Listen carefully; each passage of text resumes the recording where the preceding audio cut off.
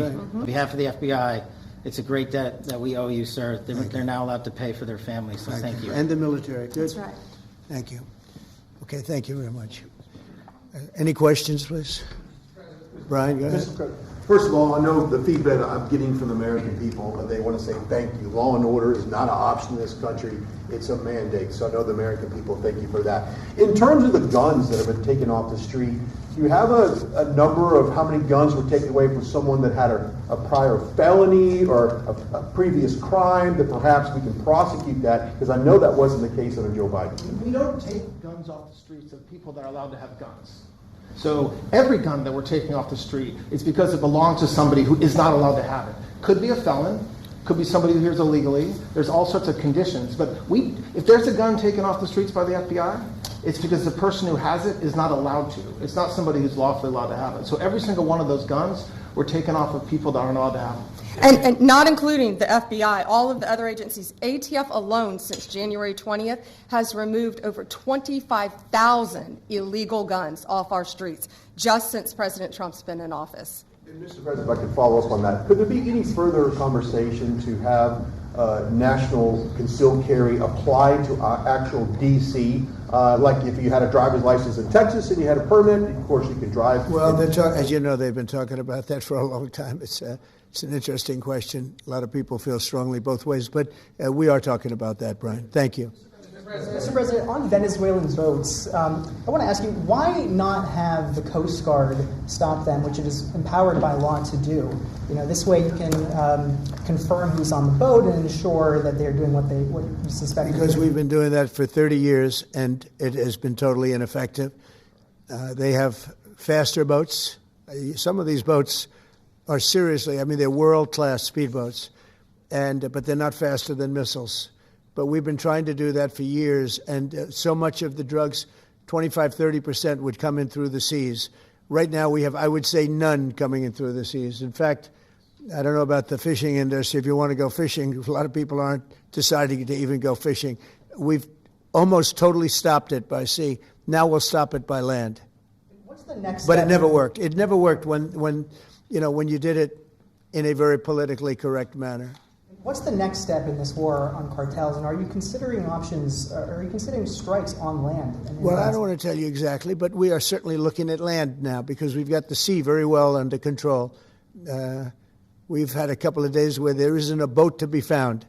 And that I view that as a good thing, not a bad thing. But we had tremendous amounts coming in by boats, by very expensive boats. They have a lot of money, very fast, very expensive boats that were pretty big.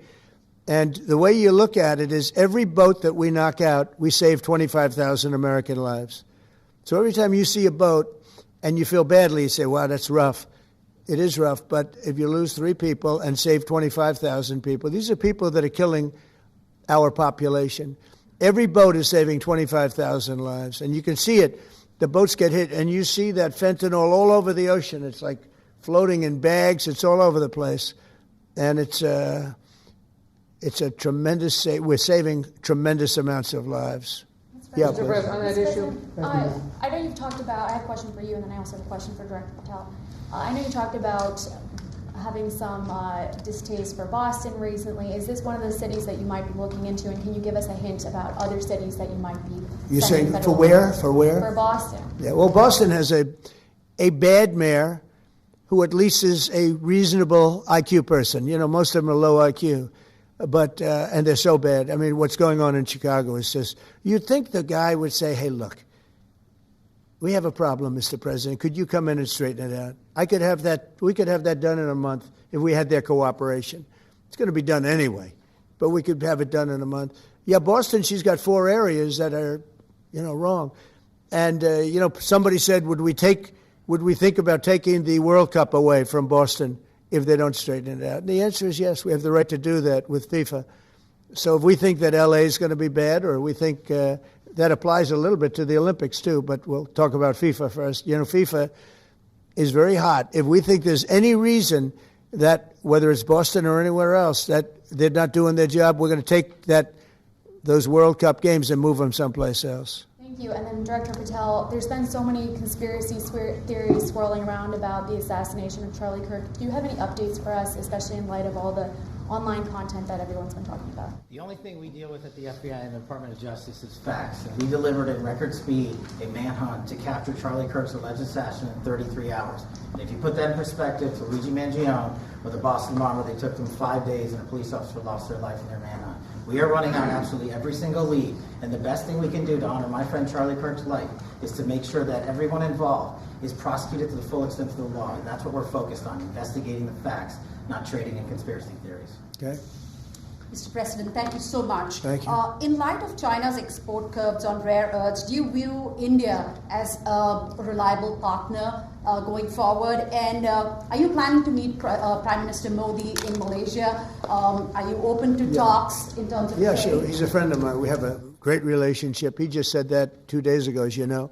We have a great relationship. No, we were not happy with him buying oil from Russia, because that lets Russia continue on with this ridiculous war where they've lost 1.5 million people, by the way. Russia's lost 1.5 million people, soldiers mostly.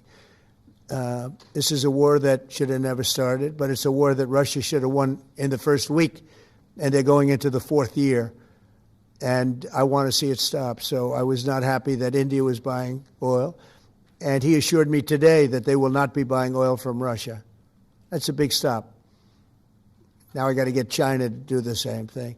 You know, that is relatively easy compared to what we just did over the last week in the Middle East. Middle East was 3,000 years, and we got it done. This is 3 years, and I think we'll get it done. I think that President Putin, I think he wants to get it done. We'll see. There's a great animosity between him and Zelensky. You probably have noticed, right? And it's, I think it's hurting the process. Yeah, please. Mr. President, thank you. Curious, why did you authorize the CIA to go into Venezuela? And is there more information you can share about these strikes on the alleged Well, I can't drug do busts in that, the but Caribbean? I authorized for 2 reasons, really. Number one, they have emptied their prisons into the United States of America. They came in through the border. They came in because we had an open border policy. And as soon as I heard that, I said, a lot of these countries, they're not the only country, but they're the worst abuser. And they've entered they've allowed thousands and thousands of prisoners, mental institution, people from mental institutions, insane asylums, emptied out into the United States. We're bringing them back. But that's a really bad, and they did it at a level that probably not, many countries have done it, but not like Venezuela. They were down and dirty. And the other thing are drugs. We have a lot of drugs coming in from Venezuela. And a lot of the Venezuelan drugs come in through the sea, so you get to see that. But we're going to stop them by land also. Does the CIA have authority to take out Maduro? Oh, I don't want to answer a question like that. That's a ridiculous question for me to be given. Not really a ridiculous question, but wouldn't it be a ridiculous question for me to answer? But I think Venezuela is feeling heat, but I think a lot of other countries are feeling heat too. We're not going to let this country, our country, be ruined because other people want to drop, as you say, their worst. They have given us their worst. They've loaded up our country with prisoners, with mentally ill people that are seriously ill, criminally ill. And we're not going to take it. And so, I mean, it's just one of those things. And I can tell you, we've taken care of the sea. There's nobody, and we're watching. We're watching. And if we see it, we'll save it. Yeah, please. On the ships, though, sir, there are Republicans and Democrats up on the Hill concerned that in the briefings they've gotten about those attacks, they're not necessarily getting information about who was on them and what exactly was on those ships. Can you ensure that at but least they are lawmakers given will be told that? information that they were loaded up with drugs, and that's the thing that matters. When they're loaded up with drugs, they're fair game. And every one of those ships they're not ships, they're boats, they're speedboats. They're extremely fast, record-setting type speedboats. They cost a lot of money, and they have a lot of money because they're drug sellers. But they know one thing, and they all have the same thing in common. There's drug dust. They call it drug dust. They call it fentanyl dust all over the boat after those bombs go off. And you can take along. Attack them, though, that there are We know before. We know when they go out. We know we have much information about each boat that goes out. Deep, strong information. Yeah, please. So you're going to have Vladimir Zelensky here this week. What is your message at this stage of the war for him? And shy of tomahawks. To who is that? For Zelensky. Yeah. And shy of tomahawks for Ukraine. Are you considering other options, and will you speak with Vladimir Putin about No, that? we're looking at other options. We are. President Zelensky's coming in. I'm not a fan of the war. I'm not a fan of the way it started. It should have never happened. It wouldn't have started if I were president. The election was rigged. And because of that, we lost a lot of lives have been lost because of that war. Not American lives, but if I can save a lot of lives, that's why I'm in it. I want to save lives. I've had 8 wars. The Prime Minister of Pakistan got up the other day, said so beautifully, says, you saved millions of lives. He told that to a group of people right in this office. He said the president saved millions of lives. And I think what he's referring to is the fact that that would have been with India a nuclear war. That was getting very close. 7 planes, they don't talk about it, but 7 aircraft were shot down. In fact, we have the new ambassador to India right here. They're well represented. You better represent us, not them, okay? Yeah. But Sergio's going to do a great job. He's going to do a great job. But no, we'll be talking about the war with him, and we'll be talking about, they want to go offensive. I'll make a determination on that, but they would like to go offensive, you know that, and we'll have to make a determination. President, question, given you have the FBI Director and Attorney General here today, Jim Jordan has asked Jack Smith to appear in front of the House Judiciary. You mean deranged, Jack? He's a deranged individual, yeah. He's asked him to... Well, they should. I'm surprised it takes so long. We're talking about violent crime. What about the crime against a political opponent? That's what we have to talk about, too. Jordan would like to understand the full extent to which the Biden-Harris Justice Department weaponized federal law enforcement. What do you think the committee will find out, Mr. Smith? I think it was the worst weaponization of a political opponent in the history of the world, let alone this country. And I hope that everybody's, they're involved in it. I'm not. I'm the one that had to suffer through it and ultimately win. But what they did was criminal. Deranged Jack Smith, in my opinion, is a criminal. And I noticed his interviewer was, I think that was Weissman. And I hope they're going to look into Weissman, too. Weissman's a bad guy. And he had somebody in Lisa, who was his puppet, worked in the office really as the top person. And I think that she should be looked at very strongly. There was tremendous criminal activity having to do. If we don't have fair elections in this country, we're not going to have a country. And I've said it from the beginning, fair elections and borders. And we need also fair press, because if you don't have fair press, it's very tough. And we've got the strongest border of anybody. Nobody has a border. We have a border where the numbers just came out again. You saw 0 people came in illegally. Now, we do take people into our country legally, but 0 people. But you're talking about a different subject. You're talking about political crime. They have committed massive political crime. I hope they're looking at Shifty Schiff. I hope they're looking at all these people. And I'm allowed to find out. I'm allowed to, I'm, in theory, the chief law enforcement officer. But I have a very good, talented group. This is about something else. But I hope they're looking at political crime, because there's never been so much political crime against a political opponent as what I had to go through. They raided my house in Florida. It was an illegal raid. I have a lawsuit that was doing very well. And when I became president, I said, I'm sort of suing myself. I don't know. How do you settle the lawsuit? I'll say, give me X dollars, right? And I don't know what to do with the lawsuit. It's a great lawsuit. And now I won. It sort of looks bad. I'm suing myself, right? So I don't know. But that was a lawsuit that was very strong, very powerful. They raided illegally my house in Florida, Mar-a-Lago. They went through the drawers of my young son. They went through all of the cabinets and drawers of the First Lady. She walked in, she said, wow, what happened? Because she's very meticulous, and this wasn't so meticulous. As she looked into the drawers and she saw everything a mess. It's what they did against a person that just got out of office. And then you look at these corrupt people. You look at Hunter Biden. You look at the signature. As an example, the Europen. I just signed so many different things. An admiral, a 4-star general. I'm signing them left and right, the commissions. And by the way, I want to compliment John Thune and also Mike, our great speaker. But John Thune, all of a sudden I'm getting these things by the hundreds. I was getting one every 2 weeks. It would have been 4 years before you got them in more. You would have had some that didn't even get in, all because of Democrat obstruction. So John Thune did a great job. I must have signed 200 into the administration. We're just about caught up. It's amazing. And so compliments to John. He had to do some things that were very tough to do that he didn't want to do, but he was forced to do it by the Democrats. And as far as the shutdown's concerned, this is a Democrat Schumer shutdown. And he's trying to do it to get relevance back into the party because he's a loser. I've known him all his life. He's always been sort of a loser, but an intelligent one. But I think he's losing IQ points with time. I think that happens. I hope it hasn't happened with me. I know if it did, you guys will let me know about it very quickly. Question on violent crime, sir. Here in D.C., a judge has given the two teenagers that beat up ex-Doge staffer Big Balls probation. It's incredible. And no jail time. Is this justice?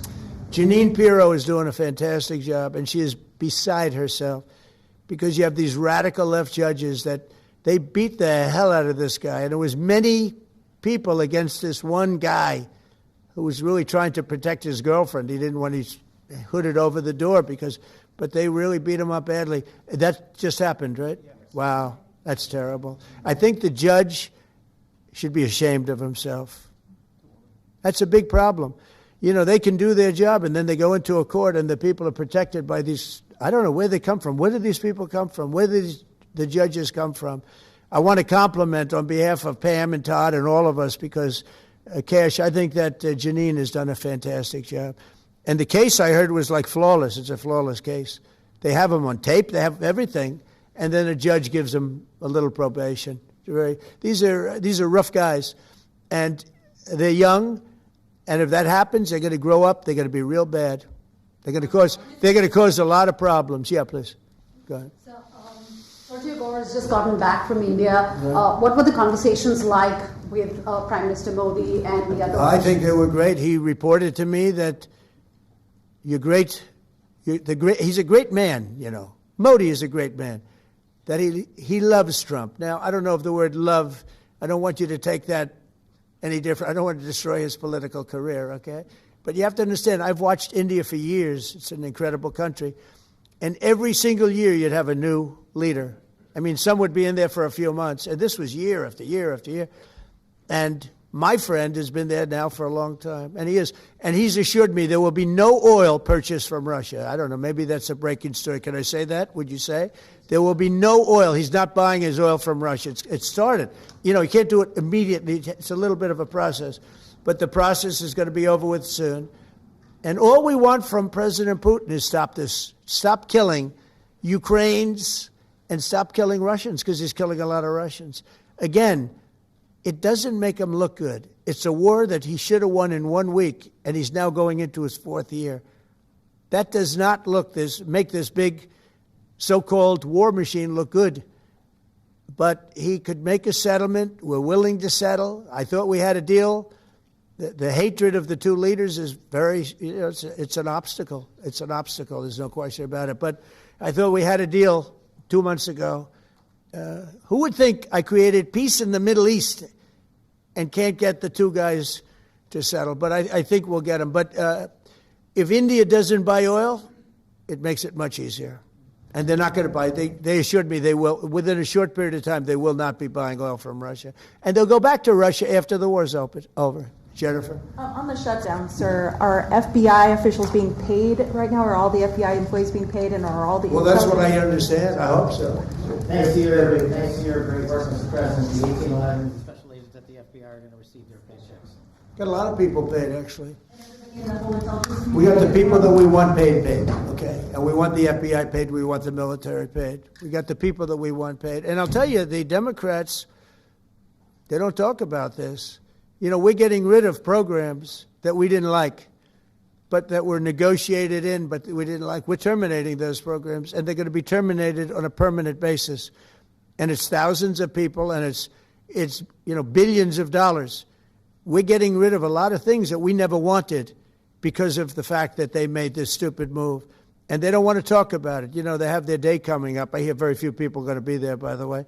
But they have their day coming up, and they want to have their day in the sun. But they should really make a deal. So what we're doing, I mean, they call him Darth Vader, but he's actually a very nice person, Russell Vogt. But Russell Vogt is really terminating tremendous numbers of Democrat projects. There's not only jobs. I mean, the project in Manhattan, the project in New York, it's billions and billions of dollars that Schumer has worked 20 years to get. It's terminated. Tell him it's terminated, Jennifer. All right. On Hamas, sir, what is your understanding of the pace of returning the deceased hostages? Are you pleased? Well, with they're that looking pace? for them. Absolutely. They're looking. So we have the living hostages all back. They returned some more today. It's a gruesome process. I almost hate to talk about it. But they're digging. They're actually digging. There are areas where they're digging and they're finding a lot of bodies. Then they have to separate the bodies. You wouldn't believe this. And some of those bodies have been in there a long time. And some of them are under rubble. They have to remove rubble. But there are graves, and some are in tunnels that died in tunnels that are way down under the earth. And the tunnels are like 3 feet. Can you believe it? 3 feet high. They lived like this for a long period of time. It's a horrible atrocity. At the same time, we, meaning Israel, but I knew everything they were doing pretty much. I knew most of the things they were doing, but they've killed probably 70,000 of these people, Hamas. And I said, it's time now. So we'll see what happens. We'll also see what happens. Your next question is going to be the weapons. We want the weapons to be given up, sacrificed, and they've agreed to do it. Now they have to do it. And if they don't do it, we'll do it. We had the head of CENTCOM today suggest that Hamas needs to hurry up and disarm and follow your comprehensive plan. Yeah. That it was the head of CENTCOM saying that. Is that not a signal to Hamas, to the rest of the world, that at some point the U.S. military may more directly engage? We won't need the U.S. military. We won't need it. Because we're very much involved in it. If we weren't involved, there wouldn't be peace. If we didn't destroy the nuclear capability of Iran, that deal would have never happened for two reasons. The Arab nations would not have felt bold enough to do it because you have a very powerful, at that time, Iran. It's not powerful anymore between what Israel and us did, because, the attack was, if you look at it, we helped them very much. They will be the first to tell you, including shooting down thousands of drones that were coming into Israel. We shot them down. We were shooting them down like it was target practice, but we shot down thousands of drones and missiles also going into Israel. But between what we did to Iran that way with the, conventional, we will call it, and what see that beautiful plane, that B-2, I noticed it on the desk. I always thought it was beautiful, but I never understood it. Now I understand it. It took in hundreds of thousands of bombs in the form of two, but hundreds of thousands of pounds of bombs. And every single bomb hit perfectly. Then they sent Tomahawks in. They sent 30 Tomahawks on top of it. And that was totally, CNN said, well, maybe it wasn't as bad as Trump said, because I said obliterated. Obliterated is not a strong enough word, actually. And you saw the Atomic Energy Commission came out and said the word obliteration is very, very... Think of it. They came in under potential fire. They entered Iran airspace late at night, in the dark, no moon. The moon was low for a reason. What time we picked it. Couldn't see anything. And they hit every target, and they weren't hit. Nobody saw that plane. That plane is stealth. Nobody saw it. The problem with that is it may be stealth today, but tomorrow it won't be. And we just ordered about 20 brand new B-2 bombers. It's unbelievable as a weapon. I know Putin, when I was riding with him in Alaska, we passed a lot of them. And he said, that really did the trick. I said, yeah, it did. It's amazing. The flying wing. But you still see no reason for the U.S. military to get involved in Gaza? No, I don't see that. No, I think we're going to handle it very well. We'll be helping Israel. But we have other countries that are now. We signed, many countries signed. And many of those countries relatively are very strong military powers.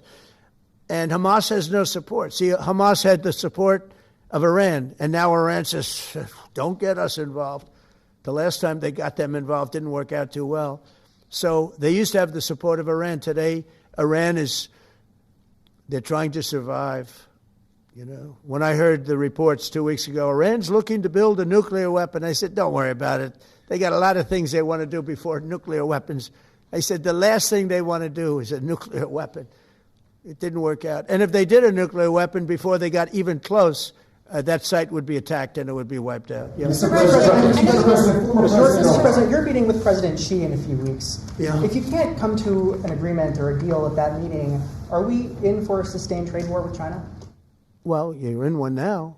Look, we have 100% tariff. If we didn't have tariffs, we would be exposed as being a nothing. We would have no defense. You know, they've used tariffs on us, but we've never had anybody sitting in that chair that felt the need to do it. And they've allowed us to be $37 trillion in debt, et cetera, et cetera. Tariffs are a very important tool for our defense, for our national security. If we don't have tariffs, we're not going to have national security.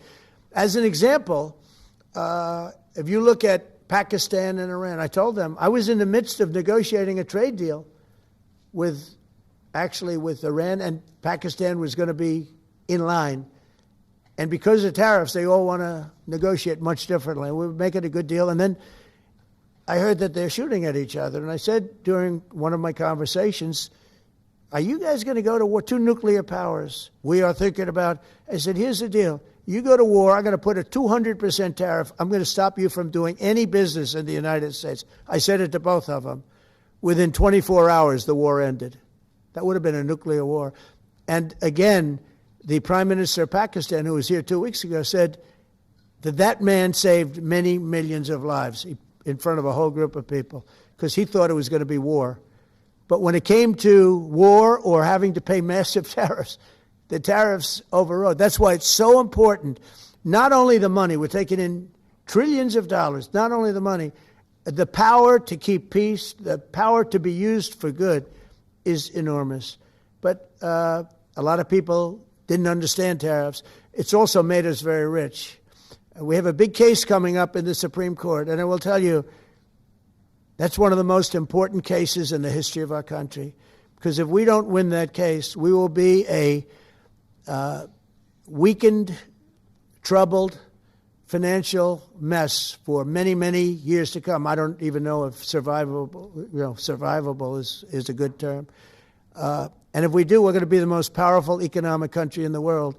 And all we're doing is using them as a defense against what took place for many years. China would charge us tariffs. It was incredible, but we weren't allowed to charge. And we're allowed to do whatever we want. We just had presidents that didn't want to do it for whatever reason. And it was nothing. But of the 8 wars, I was saying 7, of the 8 wars, I would say tariffs are directly responsible for me ending 6 of them, 5 or 6. Without the tariffs, you have wars raging all over the world. With the tariffs, other than Russia, we have no wars out there. And we've made a lot of good friends, too. Tariffs are so important to our national security. If we don't have tariffs, we don't have national security. Our country would suffer a level that, because they're used so strongly on us. As an example, the European Union, they won't take our cars, they won't take our agriculture, they won't take anything, but they send their cars in, Mercedes, BMW, Volkswagen, by the millions. We don't send any cars. They don't take them. They were tariffing us out. Agricultural products, they don't take our agriculture. They want their farmers to do it. I understand that. But it was very unfair, and they were tariffing our product. They're keeping out by using tariffs. And we didn't use them, but I used them. And now we made one of the great deals with Europe. $650 billion they pay us, and we've evened it out. It's really a good thing to see. And you have to understand, they've all signed. Japan, South Korea. I mean, South Korea, $350 billion up front. Japan, $650 billion. And they've all agreed to it. They're all happy. But before, it was a total ripoff. And if we don't have the use of tariffs, we have no national security. This country will have no financial security, will not have national security. And the people that brought the lawsuit are people that are aligned with foreign nations that are now being treated fairly as opposed to just ripping us off and ripping us asunder. So, but if we are not allowed to use what other people use against us, there's no defense. It'll be a disaster for America. That's why I think I'm going to go to the Supreme Court to watch it. I've not done that. and I had some pretty big cases. I think it's one of the most important cases ever brought, because we will be defenseless against the world. Okay? You'll go to the tariff case? Did you have one? Yes, please. Thank you, Mr. President. I want to ask you about the Georgia Senate race. I know it's very early, but there's several Republicans in that field that are vying for your endorsement. A lot of good people in that field. Yes. I know all of them, actually. I haven't made a decision on that, but you have some very good people in the Georgia Senate race. Well, Governor has endorsed. No, I know. The governor has, and he's spoken to me about it a lot. He likes that candidate a lot. And I understand that. I haven't made a decision yet. But I'm following that race very carefully. I think it's very important for Georgia to get a real senator, because the senator they have now is a horrible senator. He allows all the crime, all the borders. You have open borders. I mean, his whole philosophy is a disaster. That's not representative of the people of Georgia. I know the people of Georgia. I won Georgia 3 times, but they say twice. Okay, I won it very big the last time. And I won it big the first time. And I won it big the second time, but we had criminals that didn't allow, I hope they're going to go into that. I hope they go into the votes which are being stored in Fulton County and take a real look at those votes, okay? Because I won it the second time too. But I know Georgia very well. I love Georgia. Those people are great, and they deserve a good senator, because the man they have now is a weak, ineffective person. Okay. President, I wonder what you make. By the way, you won Georgia 3 times. I agree. Do you agree with me? I do. He's the media. For someone that spends a lot of time in Georgia, I believe you won that. Yeah, okay. I really have a question about. The word "believe" isn't strong enough, right? Yeah, you know. There you go. It's true. I know I won too. We have the great Newt Gingrich. Newt, you agree with us? Good. Otherwise, I'd have him dismissed immediately from the room. You know, his wife, as you know, is becoming an ambassador to a great country, Callista. So congratulations. And we're going to take a picture. And the only reason I'm doing it, he speaks so well of me. He said, I'll go down as the greatest president in history. And then he blew it. He said, I'm not sure if I put him above Washington or Lincoln. So I'm not that happy about that, dude.